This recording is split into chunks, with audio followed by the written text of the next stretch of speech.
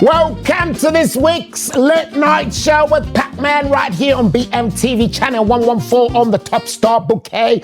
And of course, you can catch us on our YouTube channel, BMTV Zambia 114. It's the end of a lovely week. We had 2 holidays this week.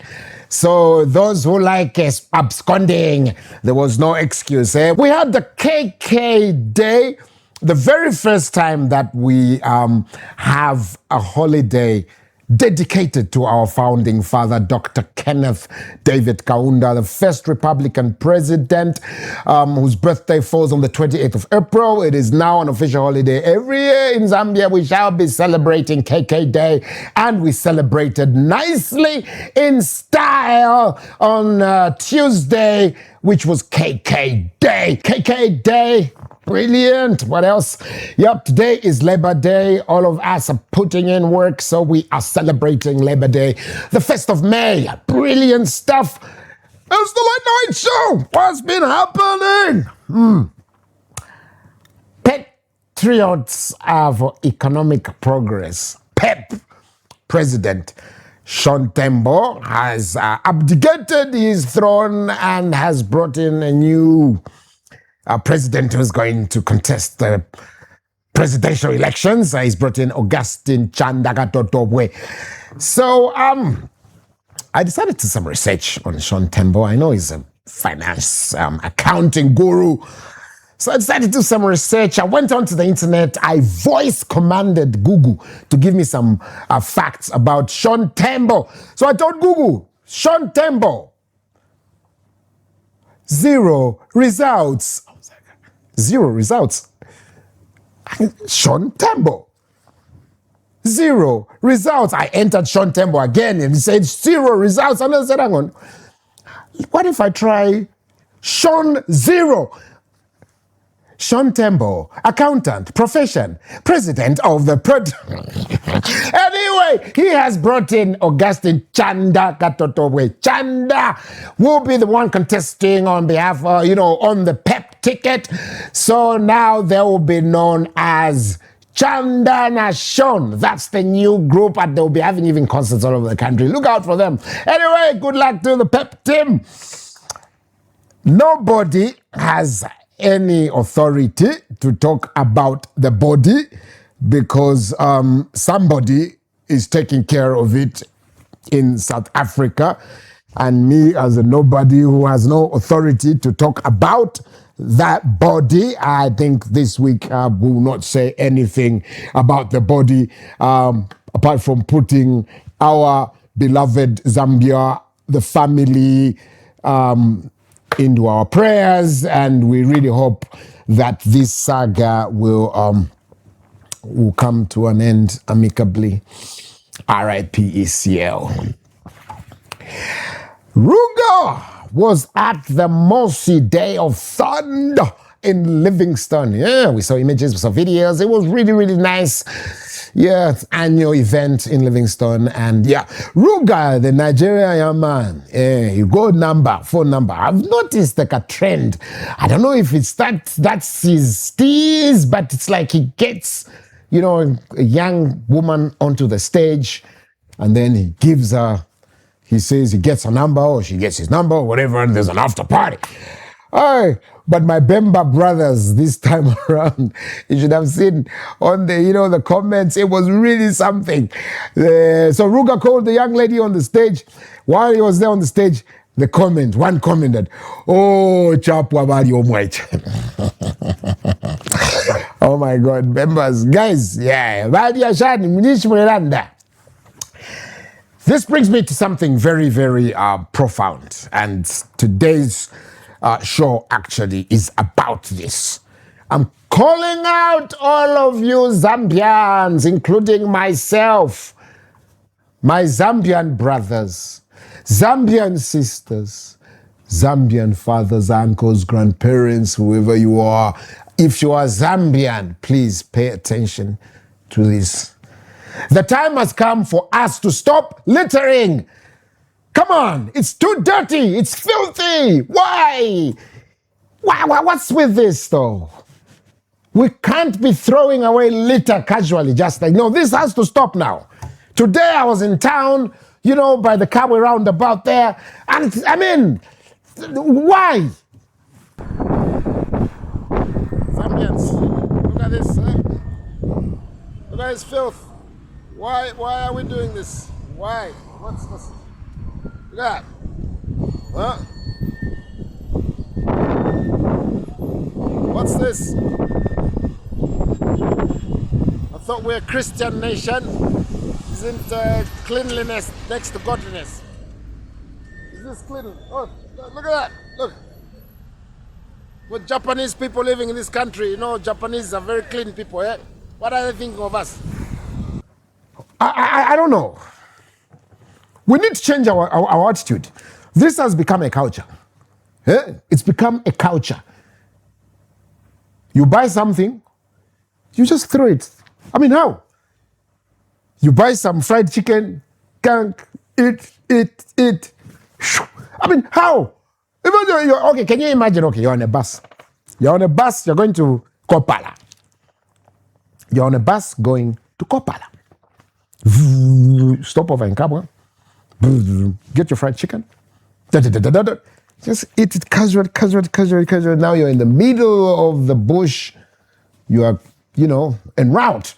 You just throw that packaging. Who do you think is going to come and pick up that packaging? Which is not even biodegradable, meaning that even 500 years, that plastic will still be there. That styrofoam will still be there. Come on. Huh? Aren't you ashamed? Aren't you embarrassed? Plus, I think I've even mentioned this before. The Japanese, they're very, when it comes to cleanliness, the Japanese, they've taken it like an extra notch. You saw what happened at the World Cup. After the match, the Japanese could just not stand, like leaving litter in the stadium. They got up, each and every one of them cleaned that stadium. We've got Japanese living here in Zambia. Quite a number of them. Zambians have even married some Japanese. I mean, what do the Japanese feel of us? Okay, I mean, what do they think of us? Let's be serious. Let's talk about this in the comment section. Send us your comments. What do you think about, what do you think, how do you think the Japanese who live with us here, what do you think goes on through their minds when they see all this filth? It's too filthy. Come on. And I think the authorities now, the local authorities and the local government ministry, you need to you've got teeth already. The laws are already there. It's against the law to just right behind a tree, stick out your shingi majiki and start urinating. There's a law against that. If I'm not mistaken, there's even bylaws against spitting. I mean, come on. I think let's just implement these laws. We can't have this type of filth in the city. It's too much. And it's not just in Lusaka though, it's our country, so we need to change our attitude. As Zambians, we need to change our attitude. So I want to start this conversation in the comment section. I want every one of us, please comment, tell us what you think about this culture of just throwing litter casually. It needs to stop. So we need a lot of contribution from everybody, but it all starts with us, the citizens. This time around, the government, the council, no. Starts with you. You. Me. What is my attitude with litter? From now onwards, when you buy groundnuts, ask for an extra plastic. When you eat, throw those shells in the plastic, that plastic. Don't leave that plastic on the bus also, because the bus owners and the conductor, they've got more than enough work to do. Carry your litter and dispose of it properly. Local government, please, let's make sure we've got enough bins now. Let's have bins everywhere, so there's no excuses. Please. So let's contribute. Send your comments in the comment section, please. BMTV Zambia channel 114 on YouTube. BMTV Zambia Facebook. Let's get talking about this later. and this casual attitude of littering. Talking about comments, I just want to give a big shout out to my brother Chanda, aka Captain Brizo Commander Wagomba, the rugby guy. He has been one of our very dedicated supporters. Has been following the show, commenting. Thank you very much. And also a big shout out to all of you, our viewers. Please continue supporting this show. This is the Late Night Show with Pacman. We're going to go for a break, and when we come back, our studio guest will be with us. And of course, it's none other than Frank Rowe. For 21 hours in Britain, BMTV. For 21 hours, Pacman my show for Late Night Show. Now, Pacman will be back with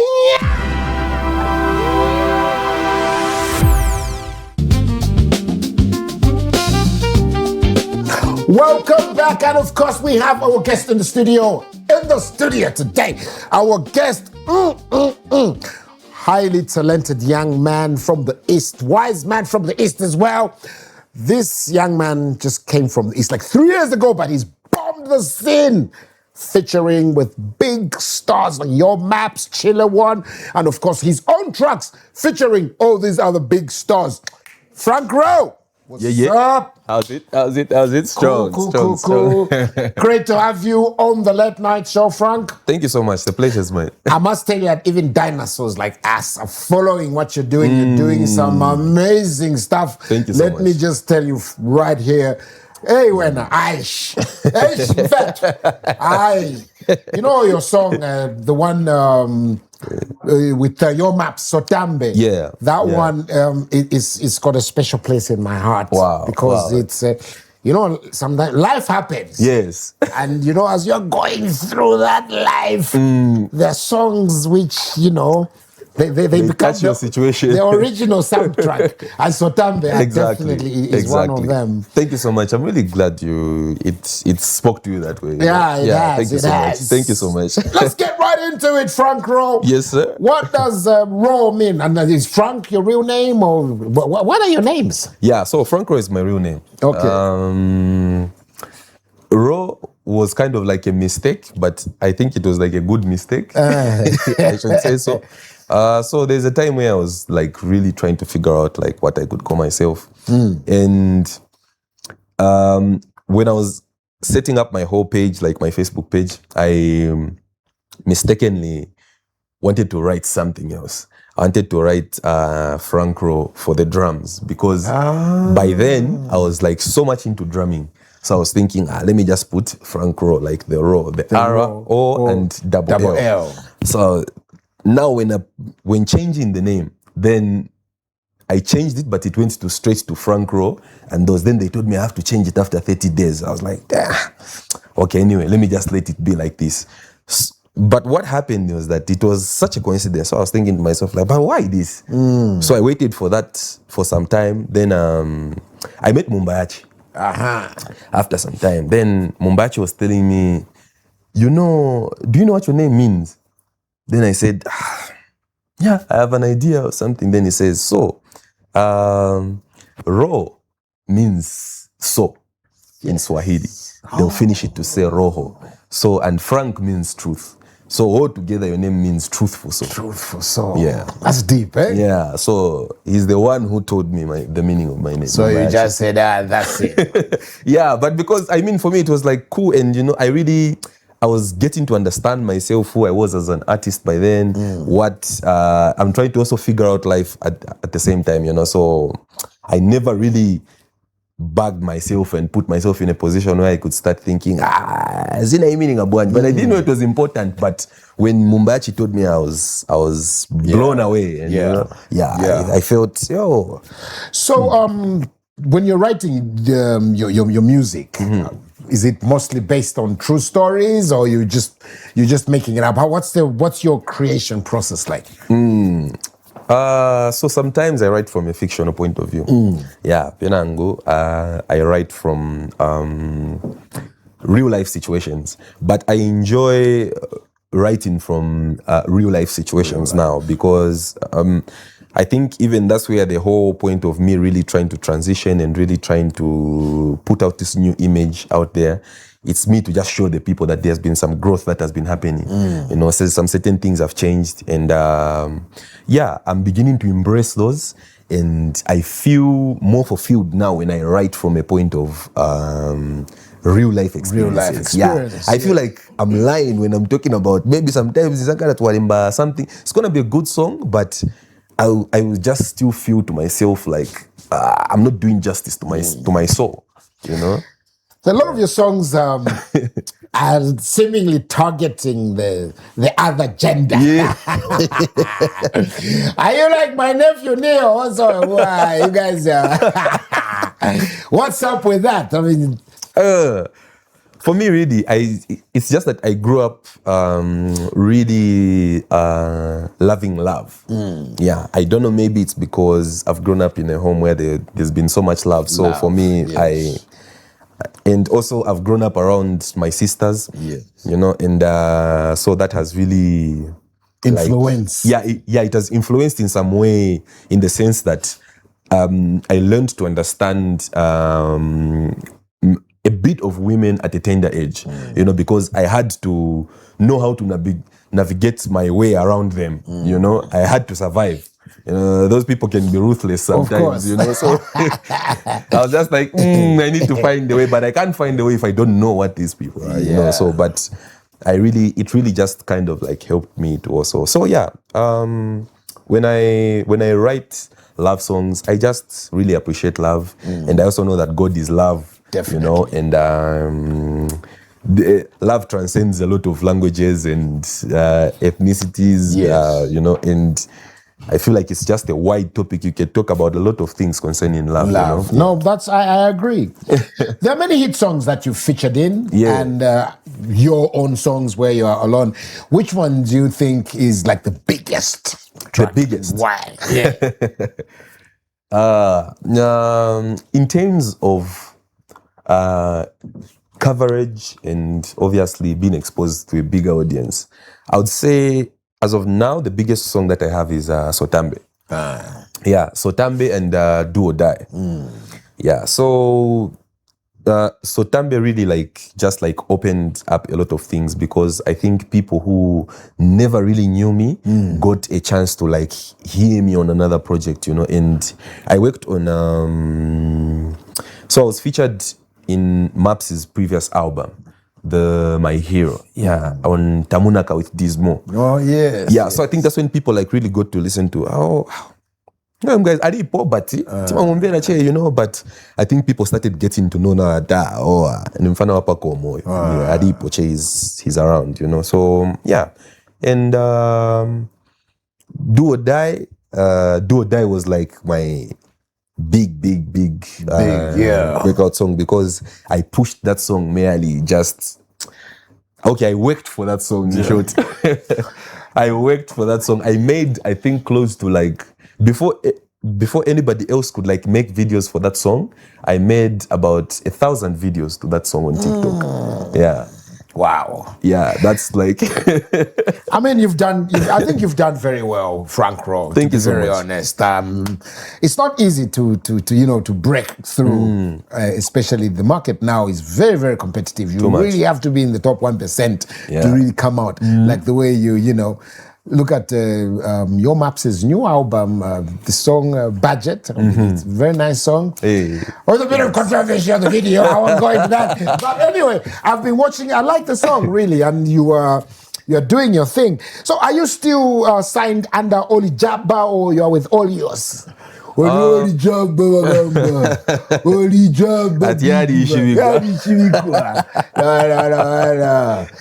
Yeah, so I'm with Oli Jabba as of now, but we are expanding. We are expanding, and we haven't yet announced when we're going to be having another team on board. But just for the sake of elevation, we're going to put another team. Yeah, so that we see how best we can push this brand further.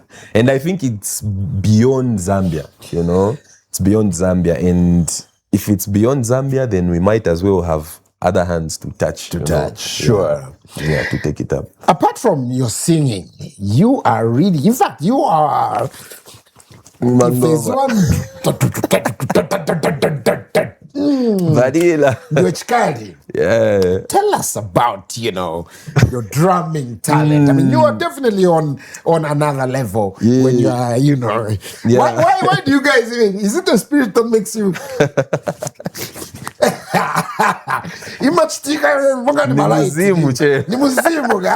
Hey, but man, your drumming skills are Thank you so much. I really Tell us more about that, and what's the biggest show that you've ever performed as a drummer? So for one of the biggest shows, I would say maybe it's the Stanbic Music Festival. Music Festival.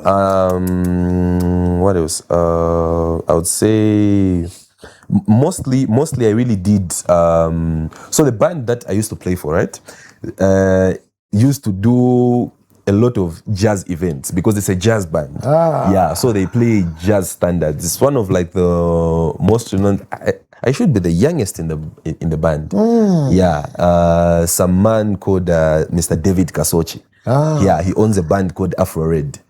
Yeah, so that's the band I've been playing with for some time now. Not until maybe some things started shaping up on my performing side. So.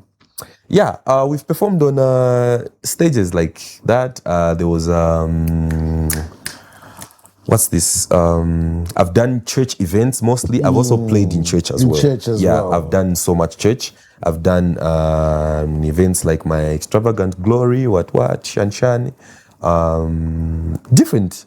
So when you are performing at church with a dreadlock, they will say, man, I bring ganja from Babylon band place. We tell you, apa Nkuribaya. But I've played in church so much. Yeah, I've played in church so much, and I think church has really cultivated this talent of mine, because I think that's where I would mainly indulge into musical activities. Yes. When I leave home or mostly at church. At church, where I'm going to be like fully doing the music thing, So yeah. So, but talk about the dreadlocks anyway. You plaited them again because you had that come off, that big fat. Is there anything special about the dreadlocks? You feel like you're a dreadlocked artist. At dreadlocked artist. It's gotta be there, like as a signature or something. It's for me. It's just a sign of rebellion. Yeah, just a sign of rebellion to my old self, and change. Basically, yeah. It's about change. It's about understanding that I'm a different person now, and I'm comfortable being in my own skin. I don't have to run away and force myself to be someone else. Yeah, correct. I just want to be as authentic as possible. Yeah, and just when I'm creating, sometimes I feel like previously, even prior to what I was saying, like sometimes when I write from a fictional point of view, it's what would really, sometimes it would not really give me the satisfaction, even when I see other people singing along to something, and I know that, but maybe that really didn't happen to me. It's used to give me a sense of, there's something that you're not doing correctly here, and me just saying, you know what, old Franco, I love you, I care about you, but I think we have pushed here. Now let's go. Yeah, I'll do something else. I think that's so profound, because as an artist, we basically are telling stories, communicating, but through our artistic, through our art, through our art, through the drums, through the singing, through the painting, through the comedy, through. That's what it is. Yeah, and it's real life situations, exactly. And for me, I've really found that one of the some of the biggest songs that have really come out to be like big are songs that I really sang from my heart, and I had to search my heart, and it's just you coming to the realization that you're not the one who is doing it, but it's God who is giving you messages, you know. The Most High. Yeah, the one who is giving you what you're supposed to talk about, because people go through different situations. And sometimes I think I'm one person who is more on just listening to my heart now. When I listen to my heart, whatever comes to my heart, and I know like this definitely from God, because I know my faith in God also, you know, and it helps me create, you know. So yeah. Tell us more about your journey from Chipata to Lusaka. How did you find yourself in Lusaka? Wezipesa tiani kuno weo. But I mean, Lusaka is the place. If you know, if it's always moving here. Everybody's on their grind. Everybody's doing what they're supposed to do. You know. So for me, it was really about just having to say, apa masovera apa. Tinsi ko pangono tindika vinka the serious manje. So I used to come here a lot. I used to come to Lusaka and go back to Chipata, Lusaka, Chipata. But I officially moved here, I think should be like 2 years ago. Yeah, when I like officially moved back here. Yeah, and it was hard.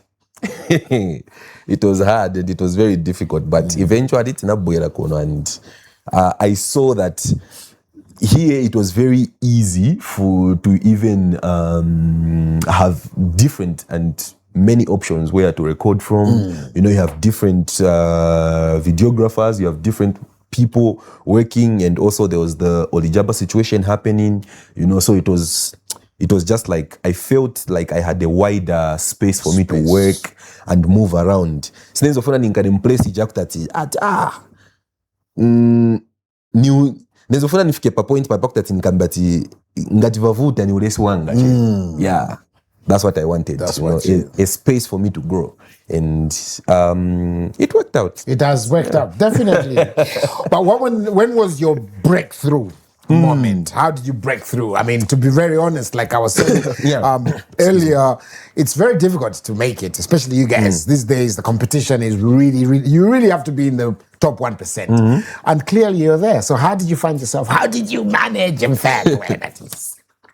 1%. For me, I think it's good. It's good. I'll say a few things. God, my relationship with my child, and work. And work. Yes. So when I say work, I mean I've really put in the work.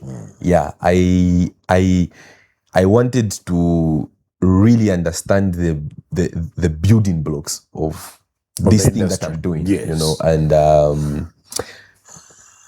that really caused me to put in more work, because when you start from the roots going up, you really have to deal with the tiny small aspects of that thing for you to understand the whole building block of what it's made of. You know, so I did the work. And my relationship with God, it really opened my eyes to understand who I am, you know, and also just being a person who, you know, sometimes you know, we go on with our lives, too much stuff into, you know, but we forget that, hey, I have blood in my veins, you know. And for me, that really, when I got closer to God, I felt like I really started understanding my purpose. You know, it's more, I started understanding that, kansi in plan yanga ndi then na eve mpondo na eve plan yake ndi pari life yanga, you know. So I started understanding and saying, okay, where am I supposed to like align myself, you know. And the third thing is the relationship with my child. Yeah, so God did this to me. So he gave me ordinary lover. Yenezena by KB and J Cash. Yeah. So when God gave me ordinary lover, it's at a point where I never really understood what it was to be in the spotlight. Yeah, to be in the spotlight, to be seen by a lot of people, you know, and everybody's watching what you're doing, where you go, you know. So for me, that really put me in a space where, okay, I'm famous, but I can't even maintain my position as an artist, you know. It was very hard. So what happened is that I got into a lot of situations, got into a lot of company, you know, trying to figure this thing out, trying to make this work here and there. And at that point, I had a kid. But then it was so overwhelming for me when those things were happening. And I felt like after those things happened, and then there's a kid and what, just thinking, na even my pressure in you know. But I was forgetting the whole point of God entrusting me with something, you know, which is a child. So me, after going through Zunguluka, you know, I'm still making things work, and things are working to some extent, but I was never really getting the satisfaction at okay, but it doesn't have panga sense. And I noticed that it was a missing piece. The moment I got closer to God a bit, and he told me that person. Yeah, you know, and it was a touching moment, you know, and but I felt like I really let the youngster down because and then suchisunga mushemusha imankara mongati ni shumuza tadibenzela short, you know. Exactly. So for me it just really opened my eyes, and I felt like, you know what, I know life is going to be hard from now onwards. I don't care even if I don't look as cool as other people want me to look as like, long as but let me take care of this girl, you know. Wow. And it wasn't as good. I'm not perfect either. I'm not that perfect, but I'm really, really trying. And even up to date, I still make sure that I have a bond with her, and I talk to her, and we have that relationship, you know. And she loves me regardless. Of course. Anything. So all those things, putting them together, these three things, I think me just really realizing it made me love what I was doing more. And I think in the process of me loving what I was doing more, I think inawezekana bwana nyamukako chepa ngono kurangana ko yamina ya a few days kurangana ndiye vistika pamwera hivi at least vanyamuka vintu. But I really didn't even see the things happening, you know, because I was so busy working, and there's also the dad situation this side, and I'm pushing, you know, so it was crazy. But hey, we are here we are. I mean, as we wind down, Frank Raw, I just want to use you as an example. If you're an artist, not just an artist anyway, don't be an absentee dad. You see, that's why we're creating people who are confused mentally, they've got mental issues, because the dads are absent. They're physically present. He's not dead, but you've just neglected the product of your loins. So listen to what the young man has just said. Frank Raw is there, is connected with his child. If you've abandoned your child, please make sure you are there. As we wind down the interview, Frank Raw, do you collect royalties from you know, the songs that you featured? What are the agreements when you feature on a song? How does this whole, we want to understand how this industry works. How do you,